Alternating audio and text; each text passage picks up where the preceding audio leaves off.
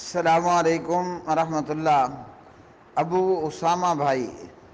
آپ نے لنک بھیجا ہے، مفتی طارق مسعود صاحب فرام کراچی۔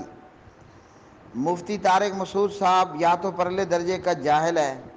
یا پھر جھوٹ بولنے میں اور اہل الحدیث کے خلاف اس کلپ میں پراپیگنڈا کرنے کا ماہر ہے۔ یہ لنک ہے کہ ایک تبلیغی اور سلفی کا مناظرہ ہوا۔ اب یوں بیٹھے بٹھائے تو ہم کہہ دیں کہ سلفی اور فلاں کا مناظرہ، تو اس طرح کے جو قصے بیان کیے جاتے ہیں کہ ایک تبلیغی اور سلفی کا مناظرہ، اور اپنی طرف سے وہ پھر ایک قصہ جوڑ کر بیان کر دیا جاتا ہے، تو سب سے پہلے تو اس طرح کے قصوں کا کوئی اعتبار ہے ہی نہیں، پہلی بات۔ دوسری بات یہ ہے کہ تبلیغی حضرات عموماً 99% پرلے درجے کے جاہل ہوتے ہیں، الا یہ کہ کہیں کوئی ایسی جماعت ہو جس جماعت کے ساتھ عالم بھی وقت لگا رہا ہو۔ ہیں جی، اب پہلی بات تو یہ ہے کہ یہ جو مفتی طارق مسعود صاحب نے ایک تبلیغی اور سلفی کا مناظرہ اس کلپ کے اندر بیان کیا ہے، بذات خود اس قصے اور اس واقعے کی کوئی حیثیت نہیں ہے۔ رہ گیا معاملہ، مفتی طارق مسعود صاحب کہتے ہیں کہ اہل حدیث وہ شخصیت پرستی کرتے ہیں، اور وہ شخصیت پرستی کرتے ہیں اس حضرت یا ان حضرات کی جو 15ویں صدی کے پیداوار ہیں، اور یہ دیوبندی اور بریلوی بات کرتے ہیں اس شخصیت کی جس کی پیدائش 80 ہجری میں ہو رہی ہے، اور وفات جو ہے وہ کوئی 150 کے لگ بھگ میں ہو رہی ہے، یعنی امام ابو حنیفہ رحمۃ اللہ علیہ۔ بات یہ ہے میرے بھائی، قرآن و سنت نے تو یہ معیار نہیں بنایا ہیں جی کہ جو پہلے آیا اس کا کوئی بڑا درجہ ہو جائے گا، اور جو 15 صدیاں بعد آئے گا اس کا کوئی کم درجہ ہو جائے گا۔ اب یہ بتائیے کہ پیغمبروں، نبیوں، رسولوں میں علیہم السلام سب سے آخری نبی کون آیا؟ تو پہلا درجہ پہلے کا ہوگا یا پہلا اور بڑا درجہ آخری کا ہوگا؟ آدم نبی اللہ علیہ الصلاۃ والسلام سے لے کر محمد الرسول اللہ صلی اللہ علیہ وسلم تک آخری نبی کون ہے؟ ہر بندہ، ہر مسلمان، ادنا اعلیٰ یہ جانتا ہے کہ آخری نبی اور خاتم النبیین وہ جناب محمد الرسول اللہ صلی اللہ علیہ وسلم ہے۔ تو اب کیا خیال ہے، بڑا درجہ ہم حضرت نوح رسول اللہ کو نہ دے دیں صلی اللہ علیہ وسلم، کہ پہلے رسول حضرت نوح علیہ السلام ہے؟ کیا خیال ہے، بڑا درجہ اس پیغمبر کو نہ عطا کر دیا جائے کہ جو مردے کو بھی کہتا تھا، قبر کے مردے کو، کہ اللہ کے اذن سے اٹھ جا اور زندہ ہو جا؟ تو حضرت عیسیٰ علیہ السلام اللہ نے ان کو معجزہ عطا کیا کہ ان کے معجزے سے مردہ زندہ ہو جاتا۔ اچھا، کیا بڑا درجہ حضرت موسیٰ علیہ السلام کو نہ دے دیں کہ حضرت موسیٰ علیہ السلام نے کہا کہ گائے کے گوشت کا بعض حصہ اس مردے کو مارو تو یہ مردہ زندہ ہو جائے گا، اور حقیقتاً وہ مردہ زندہ بھی ہو گیا۔ اور ہمارے پیارے نبی علیہ الصلاۃ والسلام نہ تو کسی قبر کے مردے کو زندہ کیا، نہ مرے ہوئے کو ہاتھ لگا کر یہ چھو کر کے اس کو زندہ کیا۔ تو سب سے آخر میں کون ہے پیغمبروں میں؟ ہر بندہ جانتا ہے، آمنہ کے لال عبداللہ صاحب کے یتیم جناب محمد الرسول اللہ صلی اللہ علیہ وسلم وہ پیغمبروں میں سب سے آخر میں آئے۔ تو اب پہلا درجہ کیا خیال ہے، حضرت نوح کا ہے یا حضرت محمد الرسول اللہ کا ہے صلی اللہ علیہ وسلم؟ تو میرے بھائی، اسلام نے ایسی کوئی تقسیم نہیں کی ہے کہ امام ابو حنیفہ صاحب پہلے آ گئے تو ان کا پہلا درجہ ہو گیا، جو 15 سال بعد آیا تو اس کا بعد کا درجہ ہو گیا۔ اب اس جعلی مناظرے کے اندر، یہ جعلی مناظرہ ہے جی، اس کی کوئی حقیقت نہیں ہے۔ اس حقیقت کی دنیا میں تو مفتی طارق مسعود صاحب کے اوپر نیچے پسینے نکل گئے جب ایک اہل حدیث عالم دین خود حضرت مفتی طارق مسعود کے آستانہ پر پہنچا تو حضرت مفتی طارق مسعود کو نہیں معلوم ہو رہا تھا کہ میں دائیں کروٹ بیٹھوں یا بائیں کروٹ بیٹھوں، کبھی وہ پہلو بدلتے ہیں تو کبھی وہ پہلو بدلتے ہیں، پسینہ ہے کہ وہ جاری اور ساری ہے۔ حقیقت میں تو دنیا نے یہ دیکھا ہے، ایک جعلی مناظرہ بنا لیا کہ ایک تبلیغی جس کو 6 نمبروں کے سوا کچھ نہیں آتا، وہ جیسے کہا جاتا ہے نا کہ دیواریں یاجوج ماجوج اور دیواریں ذوالقرنین کو چاٹتے چاٹتے پورا دن گزار دیتے ہیں، تبلیغی جماعت کے لوگ فضائل اعمال کے ساتھ یہ معاملہ، اور 6 نمبر ان بے وقوفوں کا سلفیوں کے ساتھ مناظرہ کرنے کا توق کیا بنتا ہے، یا تبلیغی جاہل کا اہل حدیث کے ساتھ مناظرے کا کیا توق بنتا ہے؟ ہیں جی، کہاں جاہل کہاں سلفی۔ بہرحال اس پورے جعلی مناظرے کا دار و مدار ہے دار قطنی کی اس روایت پر کہ جو روایت ہے ہی مرسل۔ مرسل روایت کا مطلب ہوتا ہے کہ تابعی نبی کریم صلی اللہ علیہ وسلم سے بیان کرنے بیٹھ جائے، من کان لہ امام فقراءۃ الامام لہ قراء، کہ امام کی قراءت مقتدی کو کافی ہے، یہ مرسل روایت ہے، اور مرسل روایت محدثین اور اہل الحدیث کے ہاں ضعیف کا درجہ، یا پھر راوی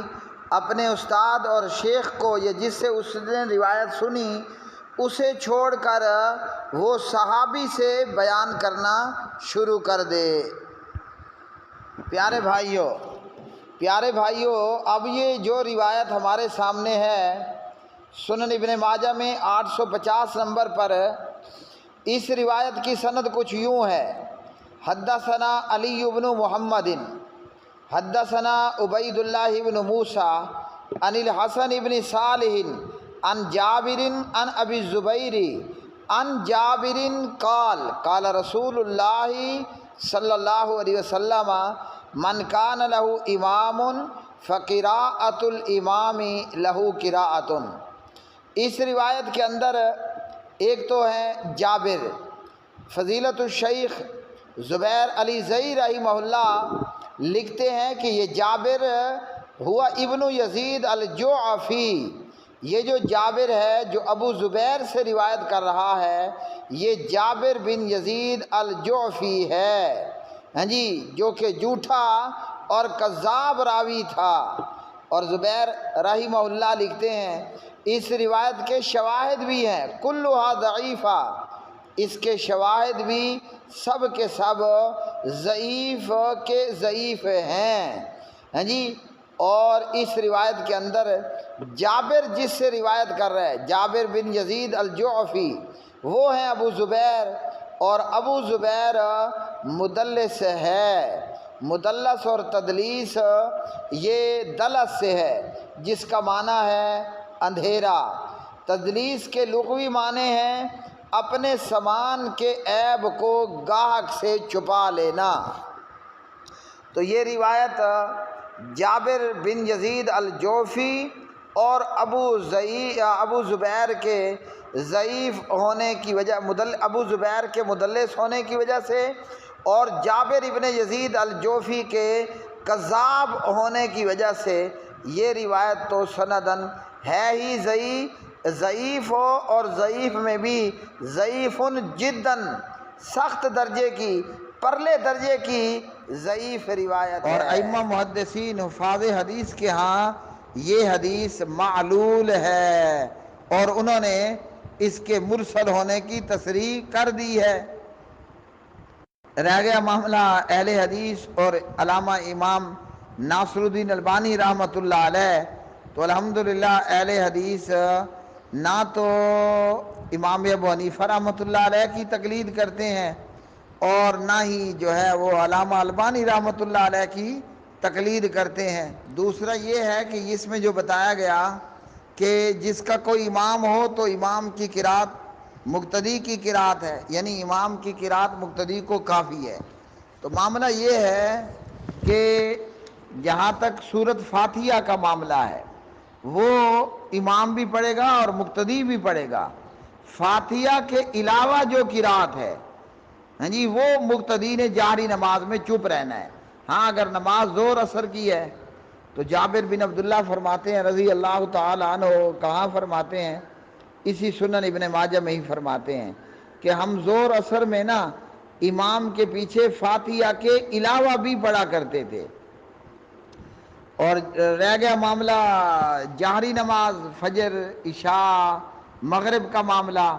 تو اس میں سنن ابی داؤد میں روایت ہے کہ نبی پاک علیہ السلام کے پیچھے صحابہ نے نماز فجر میں جہری نماز میں قرات کی تو آپ نے فرمایا کہ لا تفعلوا ای لا تقرؤ، امام کے پیچھے آپ نے قرات نہیں کرنی ہے الا بفاتحۃ الکتاب،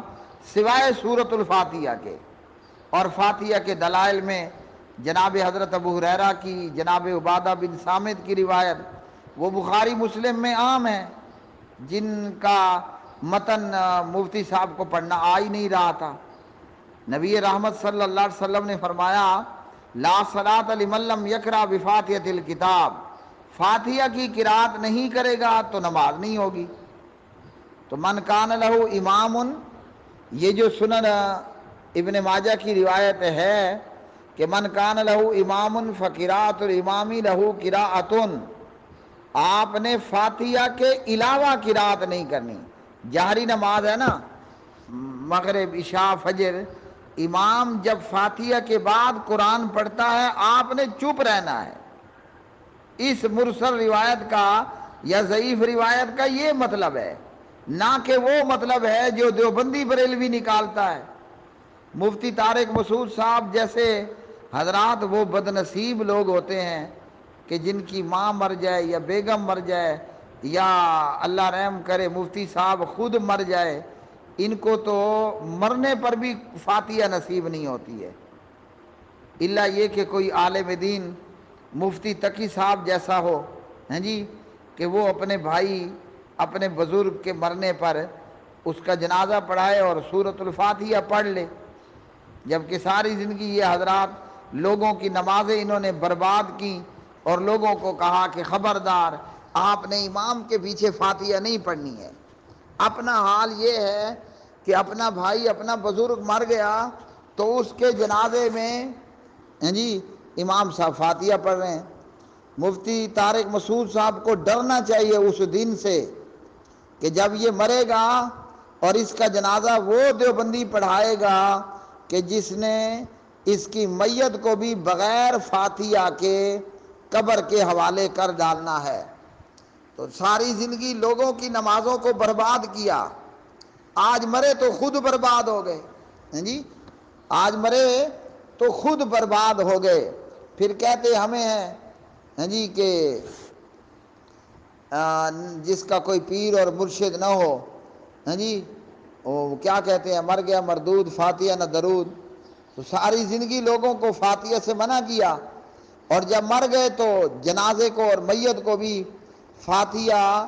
ہاں جی الحمد کا پڑھنا، یعنی جنازے میں امام کا پڑھنا مردے کو نصیب ہی نہ ہوا۔ تو جہری نمازوں میں مقتدی نے فاتحہ کی قرات کرنی ہے۔ من کان لہ امام فقراءۃ الامام لہ قراءۃ، فاتحہ کے علاوہ میں امام کی قرات مقتدی کو کافی ہوگی۔ اس لیے ہماری یہ دعوت ہے اور ہم یہ فکر دیتے ہیں ہر مسلمان، دیوبندی ہو، بریلوی ہو، اہل حدیث ہو، کوئی بھی چیز ہو، جب آپ نماز پڑھو میرے بھائی، امام ہو یا مقتدی ہو، تو نماز میں فاتحہ آپ نے لازماً پڑھنی ہے۔ فاتحہ کے بغیر نماز ایسی ہے جیسے روح کے بغیر مفتی طارق مسعود صاحب کی باڈی، ہیں جی تو فاتحہ کے بغیر نماز ایسی ہے جیسے روح کے بغیر آدمی کا جسم، اس میں کیا ہوتا ہے، جون جولائی کا مہینہ ہے، ہاں جی، جولائی اگست میں یا جون میں ادھر بندے کی موت ہوئی، ادھر اگر آپ نے تدفین میں لیٹ کیا تو آدمی بدبو چھوڑنا شروع کر دیتا ہے، وہ چاہے ریڑے والا مر جائے یا مفتی طارق مسعود مر جائے، ہیں جی، یا میں مر جاؤں، تو بندہ بدبو چھوڑنا شروع کر دیتا ہے، کیوں؟ اب اس میں روح نہیں ہے۔ تو فاتحہ کے بغیر آپ کی نماز بھی کسی کام کی نہیں ہے، ساری زندگی نماز پڑھتے رہو، اگر آپ نے اپنی نماز میں امام ہو یا مقتدی ہو، امام نماز جہری ہو یا سری ہو، ہیں جی، امام سفر کی ہو یا نماز سفر کی ہو یا حضر کی ہو، فاتحہ نہیں ہے تو سمجھو کہ یہ نماز نہیں ہے، یہ مردہ ہے، جو روح سے خالی ہے، زندگی سے خالی ہے۔